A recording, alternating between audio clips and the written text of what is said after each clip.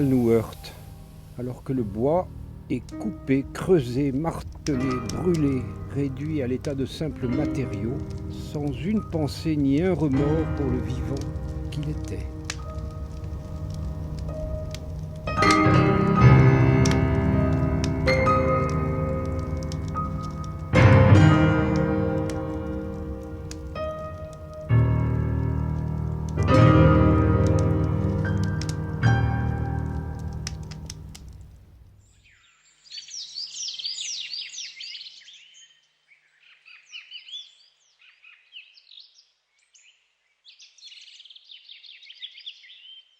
L'animal vit dans le mouvement. La plante, elle, est immobile, fidèle au sol qui la nourrit. Elle pousse en quête du moindre rayon lumineux, en douceur. Fixité pour le végétal, mobilité pour l'animal.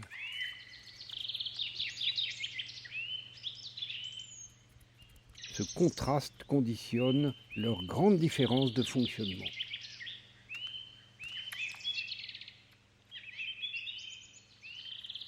L'animal est mobile, alerte. Il semble plus actif que la plante. Il incarne la vie et nous rappelle à la nôtre, plus semblable à nous, plus touchant. Sa vie est un voyage, une quête, dictée par la faim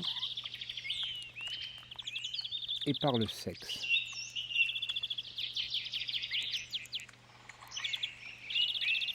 Il peut se faire acrobate, migrateur ou adapter son régime quand la nourriture se fait rare.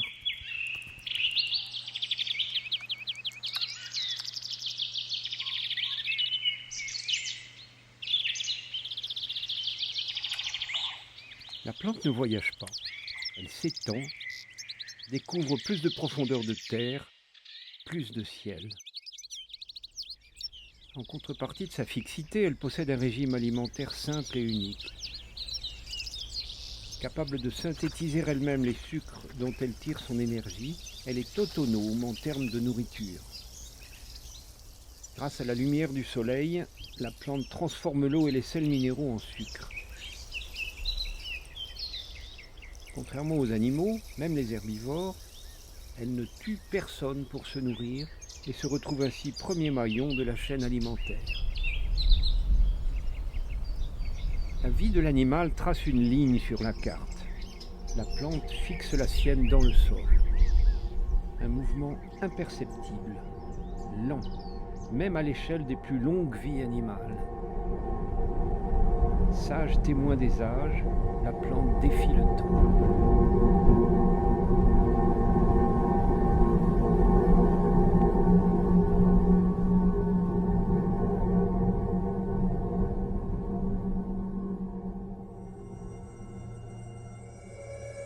Cellules animales et végétales ressemblent aux êtres qu'elles constituent et elles sont profondément différentes les unes des autres. Il y a bien quelques similitudes qui rapprochent ces deux règnes, les distinguant des autres. Leurs cellules contiennent un noyau, concentré d'informations génétiques, et elles jouent toutes leur rôle de petites usines énergétiques. Chez l'animal, même les cellules sont mobiles. Chez la plante, au contraire, elles sont figées dans une maille rigide de cellulose. En leur sein, elles sont habitées par des chloroplastes qui accomplissent la photosynthèse. Elles ressemblent à des arbres avec leurs parois rigides mais élancées. Certaines cellules animales, qualifiées de cellules souches, sont capables de changer de mission. Elles s'adaptent, mais elles sont rares, donc très précieuses. Toutes les cellules végétales sont des cellules souches. Toutes ont cette faculté à changer de fonction. Elles sont dites totipotentes. Elles trompent par leur apparente raideur, pourtant elles confèrent aux plantes leur formidable plasticité.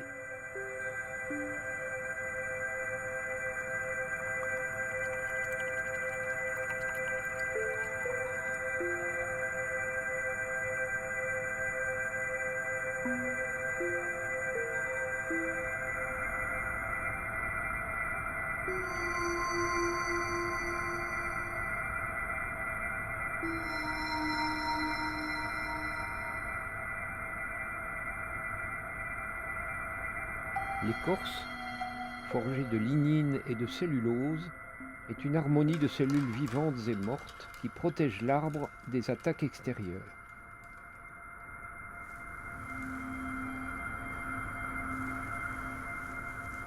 Comme la peau ou les poils, constitués eux de kératine.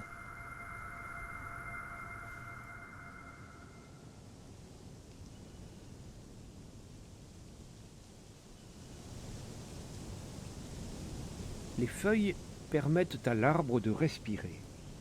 L'air y pénètre à travers de petites bouches, les stomates.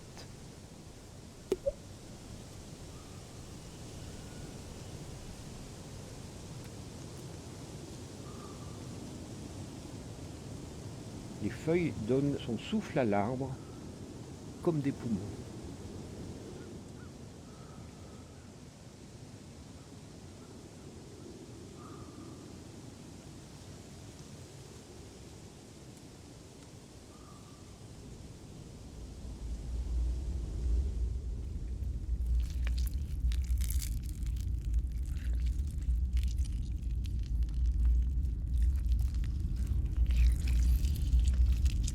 La plante s'élance en profondeur, en hauteur, en épaisseur, grâce à des cellules embryonnaires groupées, les méristèmes.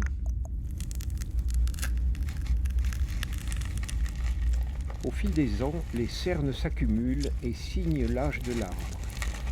Au cœur du tronc, le duramen, du bois mort. L'anser, le vif aubier, repoussant toxines et cellules mortes vers les couches extérieures, comme l'écorce. Chaque feuille, chaque bourgeon joue son rôle. Pourtant, l'arbre coupé au collet, entre ciel et terre, continue à vivre grâce à ses méristèmes. Pas d'organes vitaux, pas de centre névralgique pour dicter à tel ou tel élément ce qu'il doit faire, pas de cerveau. Ni queue ni tête chez la plante, alors que tout est hiérarchisé chez l'animal. Compagne du temps, la plante est pourtant vulnérable. Les dangers chassent les animaux. Même les plus redoutables ne trouvent parfois pas de répit.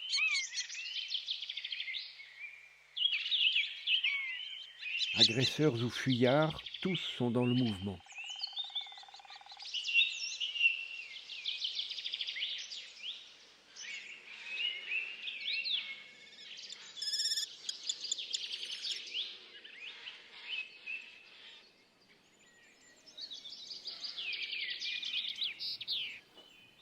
Pour les plantes, c'est une autre affaire.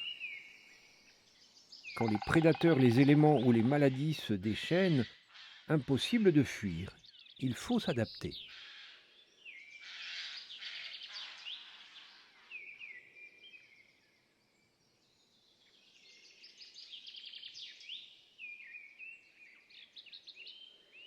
Se défendre en montrant les crocs? Pas du tout. Les épineux essayent simplement de mieux capter l'humidité dans les milieux secs. Ils ne sont même pas redoutés par les herbivores et n'écorchent pas grand monde.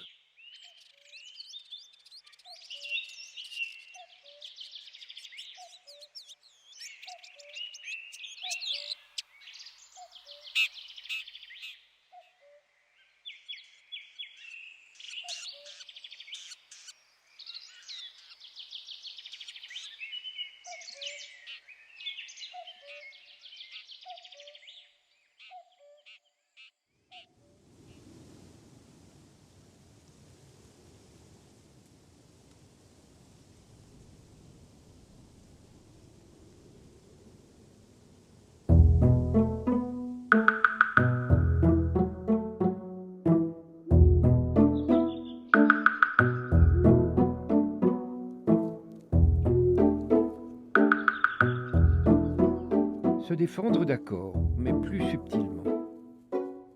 La lenteur s'arme souvent de toxicité.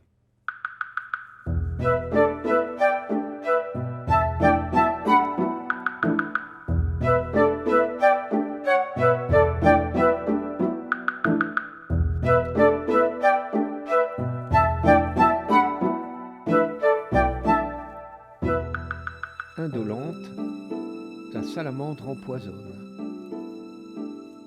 Une stratégie très végétale, comme chez le noyer, qui produit des toxines indigestes dont il enrobe ses fruits.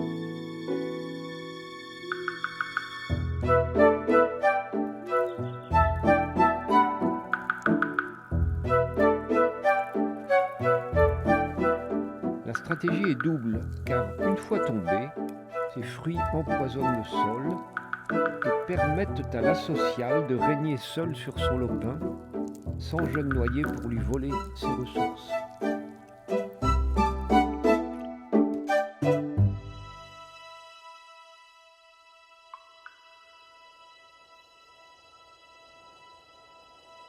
Face aux saisons, il faut aussi fuir ou s'armer. Une épreuve pour chacun.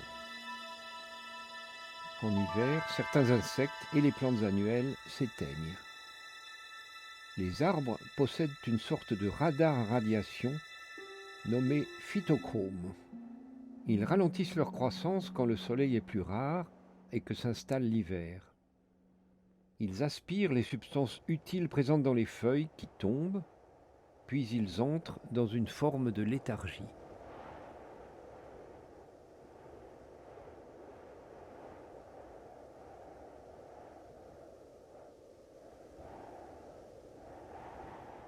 Chez les animaux, certains migrent, d'autres s'activent en quête d'une nourriture plus rare.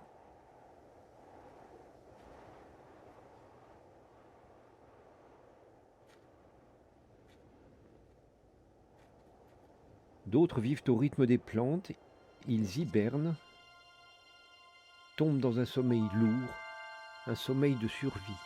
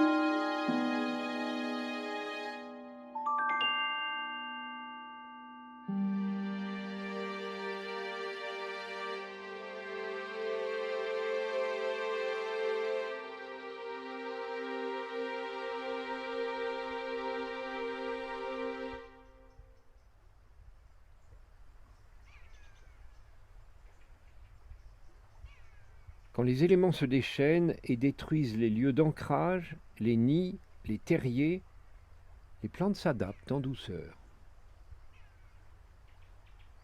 Un environnement de travers et toujours elles cherchent hauteur, lumière, verticalité. Même malades, leurs incroyables cellules leur permettent toutes les prouesses, toutes les fonctions. Elles défient le temps et l'évolution. Car quand on ne peut bouger, il faut s'endurcir. Ainsi, plus que les animaux, les plantes recherchent la diversité génétique. Elles adoptent de façon parfois étonnante les espèces voisines. Les animaux peinent davantage à se croiser et surtout à transmettre leur patrimoine hybride. Le triton de Blasius, métissage de triton crété et marbré, est stérile. Sa descendance est toute limitée.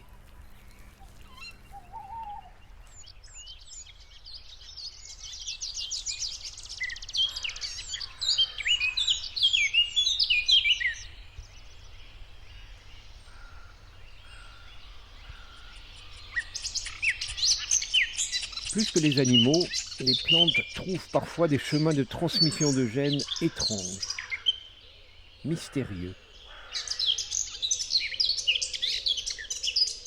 Les hêtres tortillards sont difformes, présents dans quelques rares forêts.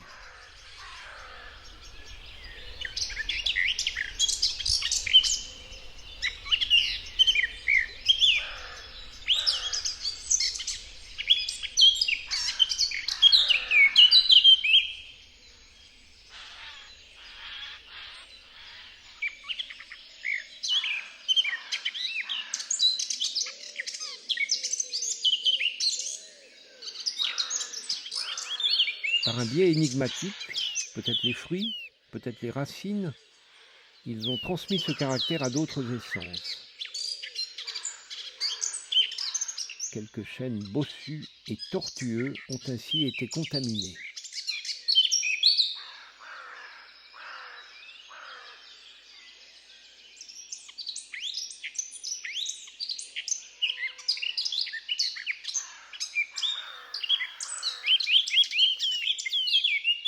Dans les deux règnes, celui des plantes comme celui des animaux, la transmission des gènes est essentielle.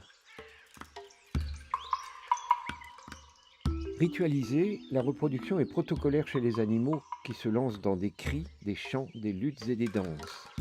Les plantes, elles, s'ouvrent et attendent.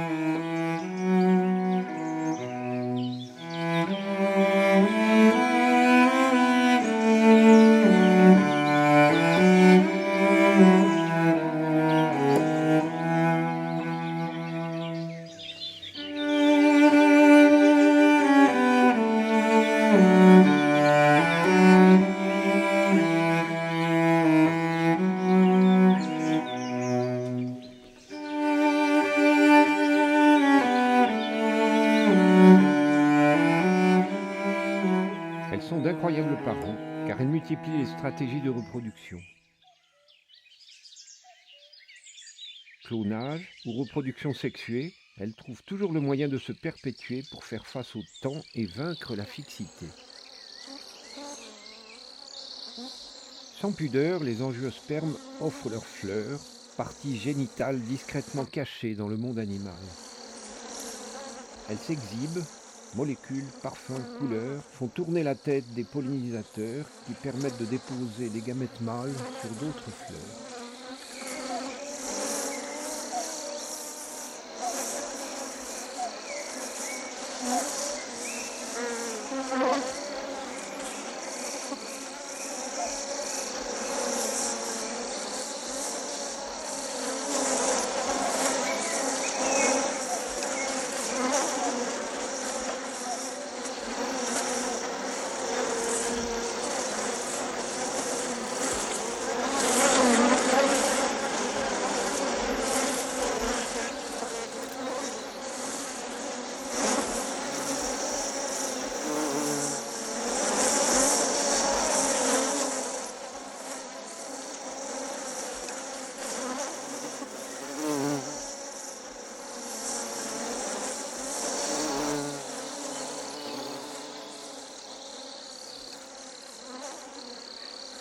Mouvement râler pâquerette, voyage gastrique ou force des vents et des éléments, les plantes disséminent leur descendance grâce au mouvement d'autrui.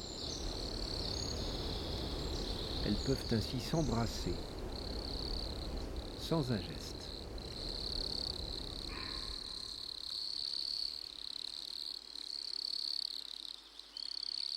De la fleur naît le fruit, prémisse d'un nouveau cycle.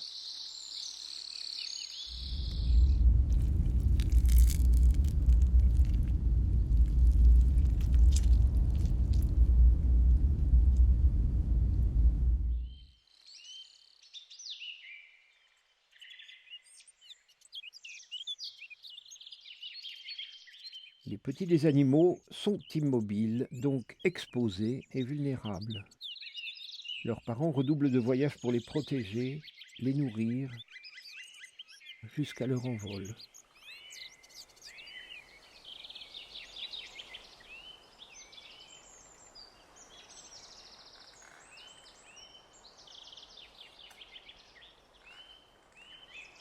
En apparence, l'arbre est un être vivant, un individu. Pourtant, lorsqu'il croît, l'arbre développe des troncs secondaires, appelés réitérations. À partir d'un tronc initial naît une colonie de petits arbres. Si l'un d'entre eux était coupé puis replanté, il prendrait racine et se développerait de façon autonome. Une base commune, mais pas vitale, pour une entité qui dépasse l'individu.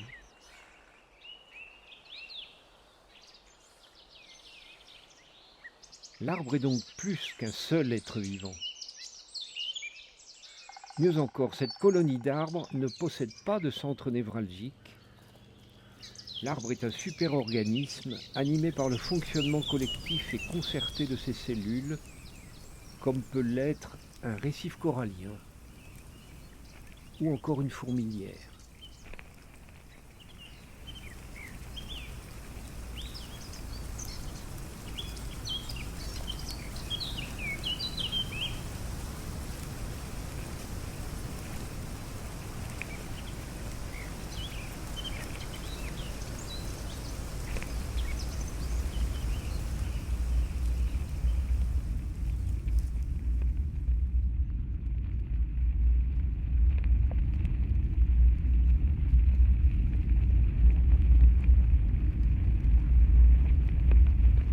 Comme l'arbre, la fourmilière s'étend en arborescence, en quête de ressources. Elle explore, elle se ramifie, elle s'enracine.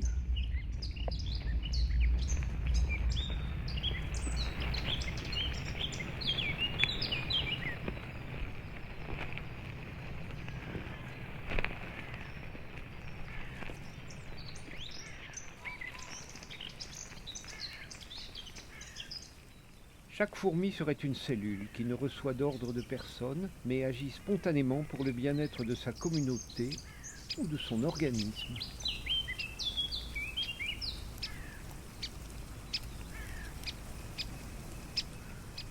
Chaque fourmi est remplaçable, comme les cellules d'un arbre.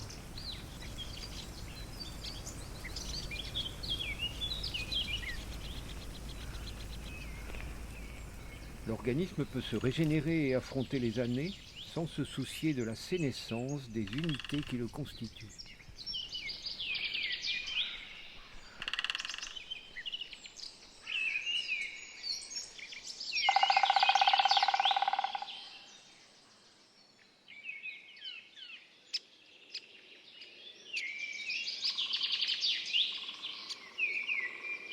Quand l'animal est malade, il risque de mourir. Son patrimoine génétique est pauvre et supporte mal les mutations. La plante peut évoluer, même partiellement.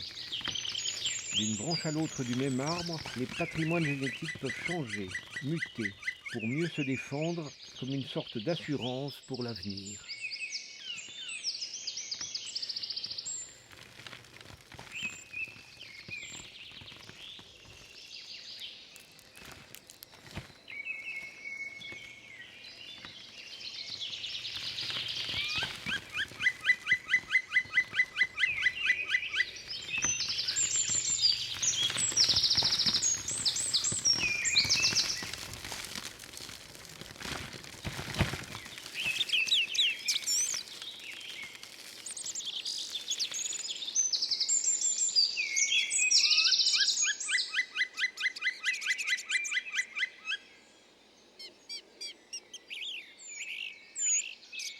Les animaux naissent, mangent, grandissent, s'accouplent puis meurent, épuisés par la mobilité d'une vie sans répit. La fourmi vieillit, mais la fourmilière lui survit. Certaines plantes ont le potentiel de réaliser le rêve qu'aucun animal indépendant ne peut achever, une existence éternelle. Elles s'adaptent, changent de forme, se clonent, se régénèrent, prolongeant leur jeunesse, repoussant leur sénescence, perpétuant toujours leur existence. La plante est capable de vivre et de mourir en même temps.